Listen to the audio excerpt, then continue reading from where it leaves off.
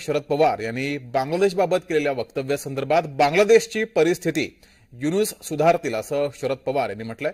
मोहम्मद युनुस यांच्यावर शरद पवारांनी विश्वास व्यक्त केलाय। सध्या बांगलादेशमध्ये अराजकता माजलेली आहे। मोहम्मद युनुस यांच्या नेतृत्वाखाली नवे सरकार स्थापन झालंय, हंगामी सरकार आहे। मात्र शरद पवार यांनी युनुस यांच्यावर विश्वास व्यक्त केलाय। मोहम्मद युनुस हे बांगलादेशची परिस्थिती सुधारतील असं पवारांनी म्हटलंय।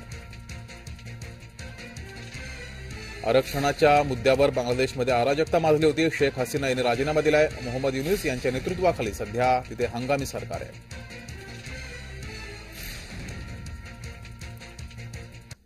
प्रश्न आहे की त्याने असं आहे की ते स्वतः माझ्या मानसिकपणाने फक्त शिकलेले, ते कधी समाजामध्ये, धर्मियांच्यामध्ये, भाषिकांच्यामध्ये अंतर वाढावं अशा प्रकारचं काम करणार नाही।